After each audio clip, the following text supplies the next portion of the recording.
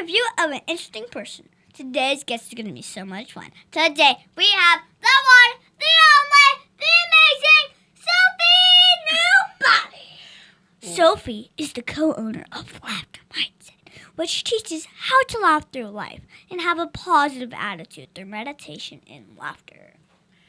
Lovely. Thank you so much for such an enthusiastic introduction. Thank you. So first off, how are you enjoying being on the show? I'm loving it already. Wow. So, to jump right in, you have been running a business about laughter. And it's no joke. How does laughter make our lives better? Oh, just like you did. You see, when I first came in, and you were such a joy, and I felt so comfortable because we were laughing together. Mm-hmm. So laughter instantly dissolves any tension. And it is like an instant vacation. Your soul travels immediately to a better feeling. And when you're in that space, you can feel better, think better, and you can actually bond with people more because you're not there judging or thinking, you're just being yourself. And that really reduces a lot of tension and cortisol levels in the body. So it has a lot of great benefits as well on our hormones and our endorphins and our immune system and many others as well. So, how did you get the idea of mixing meditation and laughter? Mixing meditation and laughter. They are very aligned actually because both are for you to feel better. And see, when we are stressed out, our body is more tensed. When you're laughing, all your organs are feeling like they're getting a massage. And you feel so much more relaxed. So when you're in that space, if you can incorporate laughter in your day and then also meditation, you tend to create a balance in between the hustle and bustle. Whether you're a kid in school doing homework and you're stressing over exams and tests, or maybe peer pressure, or maybe you're simply, a mom that's dropping kids, taking kids, doing this activity, that activity, and dealing with traffic, or you're a dad who's, running multiple businesses. All of those things tend to get us more stressed. Just like my dad. He runs like 2 or 3 businesses, I think. You have a smart daddy, definitely. He runs this business with me, and he has this business, and he has another. Okay, so this is a hard one. Can you explain exactly what is meditation and why is it important? Very good question. Actually, meditation is more like the stillness of your mind, being able to calm yourself down and mute the background noise and allow yourself to either travel outside your body because you like time travel and or to simply can focus like on your breath and allow yourself to gradually relax and be in a state where you're in that easiness so you can be calm and collective and be able to think more clear to your next venture or step that you're doing. Okay, so now you also have a podcast show. Can you tell me about it? Oh, yes. We, myself and Dr. Bob Choate, he's known as the Transformational Grandmaster. We have 2 shows. One is called Meet the Expert, and we interview experts in their fields. And one is called Meet the Author. And we interview authors and we allow them to share their backstories on our podcast with all our audience on all our social media platforms. Wait. So what is the coolest thing you got to do what was the coolest thing you got to do when doing your workshops? Oh, just meeting different people and having them share their experience and the feedback, and especially those who have been able to receive like a breakthrough of something that they were holding and finally they released it and they had an awareness to what it was and where it came from or why. Okay, so what is more fun, the radio podcast or the workshops? I love both because I so much love being in service and I can't get enough of it. So I'm always wanting to do something. So the workshops is really meeting all the people that we are online knowing, and it's really nice to get to know them in person and to expand our connection and collaboration and growth together. So each one has a different flavor. It's almost like, do you like apples or tomatoes? I mean, each one has a different flavor. And everyone could, say, I like a little bit of this, at this time. And then for that, I like the other one. Guess what? My friend always eats the stem of an apple. Really? Mm-hmm. That's different. I know. He also eats the middle part, too. Oh. The whole apple. Well, it's funny because there's some studies that, in the past, people didn't know that, like, papaya seeds were good for you, and now it's actually good for you, and they sell them as a supplement. Really? So you never know. Your friend might be ahead of the times. He might be growing apple trees because now he is eating the seeds. Mommy gets apples. Not really all the time. I don't know if they have any apple trees there. I'm going to have to ask him tomorrow. Yes. Okay. So what was cool? So who was the coolest guest you ever had on your shows? Honey, that's a very cool question, actually, because every person has a different, unique soul expression. I know, right? Yes. So, like when we interviewed Jeanette Ortega, and she is the co-founder of Butoga, and she's a celebrity fitness coach, and she does a lot of cool stuff. The flavor was so much into the fitness and the yoga and all the beautiful things. And then we also interviewed the amazing Bob Berg, and he was top 50 influencers in the United States in 2016, and he's the founder of the Go Giver, the book series. And so it seems that every guest brings in a different flavor. Ben Gay has a lot of amazing books. That he's a legend in sales of his times. Really? Mm-hmm. And also Chris Salem, who actually spoke at Harvard, and he's an international best author. It's just like so many amazing, different soul expressions that each bring to the table with a new highlight of something that we learn from. So I kind of, I like the coolness of the diversity. Well, so did you get to meet him or her in person? She mentioned a bunch of guests. So change the question. You should try to remember to change the question in your head. She mentioned a bunch and not one. Did you get to meet these people in person? Did you get to... 3, 2. Did you get to meet these people in person? Not all of them. The goal is to meet them in person because I can't wait to give them big hugs. As we follow each other on our social media, we connect, some of us mastermind, we do Zoom meetings and so forth. So it's a real cool blessing. Like you feel you kind of really know them, but it's always something special about meeting a person in person. Just like how I wanted to meet you. When I saw you on Fox News, you were on Alejandro's page on Facebook. Mm-hmm. And I was looking at this, and I was like, oh, my God, this is the coolest kid ever. And I just wanted to give you a hug in my soul when I was looking at the show.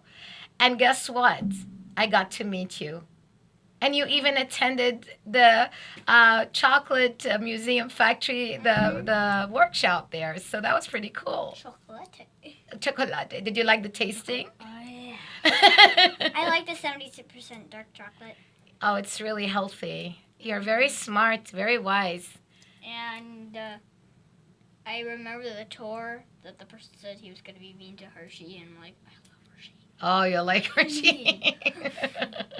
Hershey is so good. So what did you think of that after knowing some truth to it? What was your thought process? My thought process was like when your movie's buffering or something, it goes like that. I'm like, huh? It's like so weird. Now, are you still going to eat Hershey's? Yeah. I love Hershey. I would never let Hershey down. Never let Hershey. They have a Hershey Park and a Hershey Spa chocolate spa. So what is the hardest part about running a business about laughter? Everybody thinks it's a joke. Are you kidding me? My friends always used to think this is a joke. They didn't believe you. Yeah, they didn't believe So you it. know what I'm talking about. But when 2 classes saw the Fox 35 News interview, they went crazy. You became so popular then, right? Yep. Well, it's we live in such a very fast-paced time that people are taking life too serious, and they're into, setting goals and going into their corporate meetings and doing all these things. And it's hard for them to unwind and to have a laughter mindset. So the whole purpose of the laughter mindset is to transition these people from a very rigid, very serious day to a more harmonious, joyous day by incorporating humor into their day while they're still growing and learning. Wow. So, if you could ensure that one particular person listens to your show, who would it be? Anyone who's having difficulties in letting go of worry, and I invite them to take and adopt a new way of living and understand and learn more about a laughter mindset so that they can cope and deal with life a lot easier. Wow. So, now I got to go to one of your workshops, and it was a lot of fun. Oh. When will the next one be? In October. Mid of October. Okay. So now, if my listeners wanted to grow up and do what you do for a living, what advice would you give them? If they want to do what I'm doing for a living? I always say you got to have, as Johnny Tan says, he's the author of, he's the also podcaster of Your Mama's Kitchen, and he co-authored with also Jack Canfield, who is the author of Chicken Soup of the Soul. He talks a lot about authentic integrity. And I truly would say that when we are authentic to our purpose and true to ourselves, that we follow our passion, and that whenever we go through what we want to serve as a mission or a program or whatever you're trying to create in this world, that it'll be so aligned with your soul expression, that you so enjoy it, that people feel the love and vibration and they all want to be part of it. So don't just do this if you just feel because it's only cool and it sounds cool, but you really don't understand how it can help you or others, or how you can help others. So if you feel it in your heart, in your soul, then I will encourage them to talk to people who are doing that, who also would save them a lot of, maybe mistakes they could have entered to because of, the beginning. It's always tough, and people sometimes have to go through trials before they really make it to where they want to be. So I would suggest a little bit research, and then make sure that you're aligned with that, and go for it. Just start from somewhere. Okay. So what is the first job you ever had? My first job was when I was 23. and it was working for vacation ownership for a company called Island One Resorts.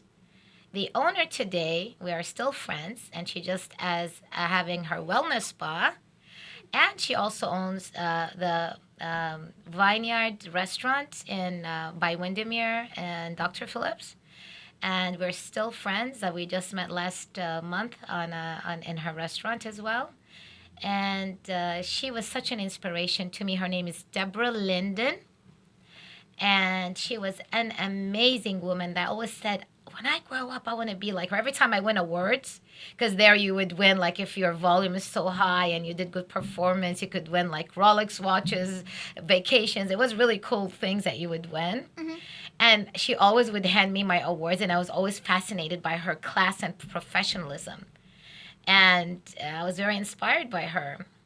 But that was my first job, and I still kept it for the longest. So I love that because we worked half a day, and I was a mother, and it helped me pick my son from school on time and be able to, because he was in martial arts and he liked guitar and basketball. So I was a chauffeur after that sometimes, you know how it goes.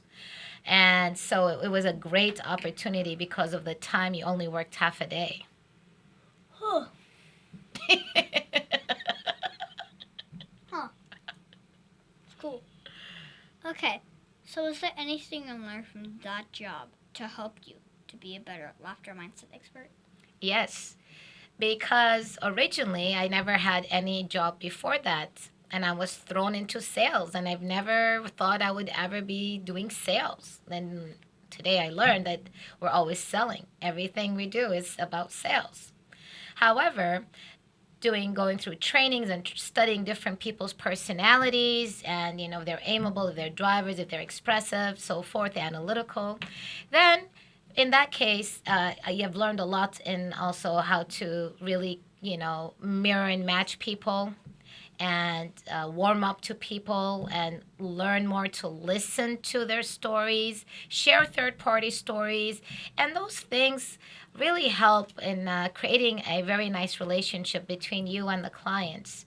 And today it's just a different audience and different clients, but it's the same concept. So what's the biggest mistake you ever made? And how did it change you as a person? The biggest mistake, you see, I don't know if I'm a little bit over positive, okay? Because I always look at mistakes. I don't look at them as mistakes, that I always look at it as a feedback. If so, what is an experience that I've had that could have been better if I did something different? So I'm always fascinated by the challenge and growth that each one gives me. And I don't really look at them like as a mistake, more as an experience that I've grown from. And so when I came to the United States, I was, young, and the culture was so different. And I was very adventurous because I'm very curious. I love to learn.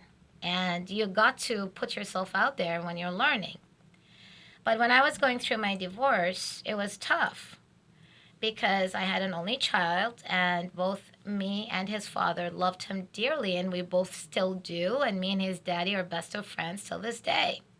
So things sometimes don't work out, but it was an experience, okay? And I learned that when you unconditionally love a person, it doesn't matter what the status attached to it or title, that it's always about the genuine care and the authentic intention that you have and share with a person. And it doesn't mean it's the end of a relationship. It just means in that phase, the role ended, but we're still best friends today. So this is type of the things when I tell you that it's experiences. That would be one of them, I would say, that I grew a lot from, because I did not get any support on it, obviously, if you know what I mean. Oh, my teacher says that I would use math every day when I grew up. Do you use math when you were at work? Not much, other than few calculations there for transactions. And if somebody's ordering things, of course, you gotta, know the numbers of it. But it's not like, it's very easy math. Wow. Okay, so when you are not working, what do you do for fun? I'm addicted to learning. I love to read, I love to write, and I love the ocean. So I love nature a lot. Nature too. I just love nature. I'm with you. That's something that nobody knows about me, that I love nature. Oh, yes. No one knows. Not everyone didn't know. Okay. I feel so privileged that we share the same interest, and nature truly is so soothing and relaxing and uplifting. It allows you to clear your mind and to really think in a different way. Okay. So do you play video games? What's your favorite one? I really don't play video games much, but I used to with my son because he loves video games, so we always had a lot of different video games. Okay. Now can you tell me that one story? Remember, this is a kid's show, but that one story, well, that you're not supposed to tell me about. Come on. You can tell me. Because I'm ready for it. Woo-hoo! Are you really ready for it? Oh, yeah. All right, so... What do you mean? So when I was 7 years old, I was staying at my grandma's house, and my cousin, my aunt's daughter, we're very close. She's 2 years younger than me. And I took her and our neighbor's daughter, who was even younger. So I was 7, she was 5, and the other one was around 4. And I wanted to take all of them downtown walking to buy them toys, and I only had like $2. And I sneaked them all out, and we went all the way walking downtown to this one kid's shop that was very famous. And I actually tried to buy their toys while we were missing, and everybody was looking for us. And finally, one of my uncles found us hours and hours later, and I got grounded for that. Oh my God. Yep, I did that. Wow. Is there anything else you think my listeners should know about you? So absolutely. I love connecting with people and learning more about their stories and what makes them who they are.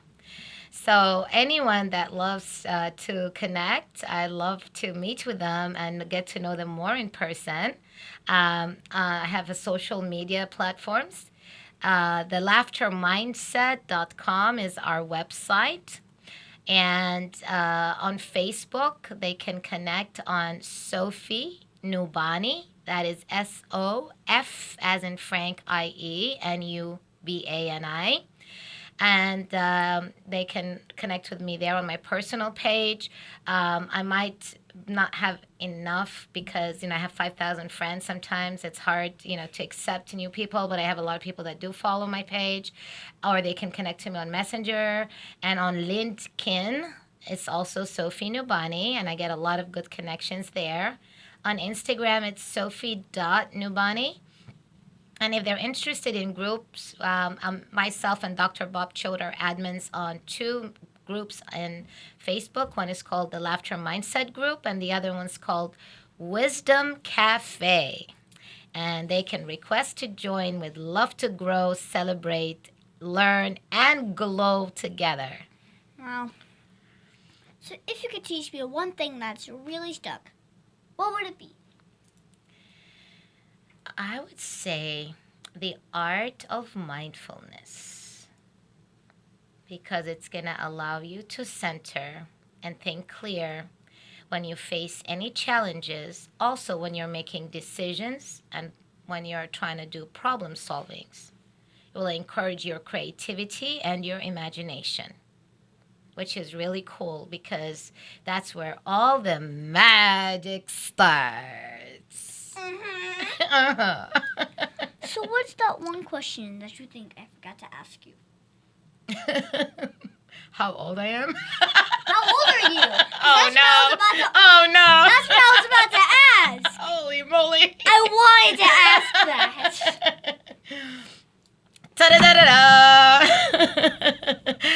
I am 46 wiser. Ooh, you're as old as my mom. See, that's why I love you.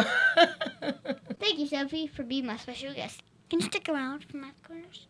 Oh, blessings. Thank you for having me on your show. I so enjoyed being here.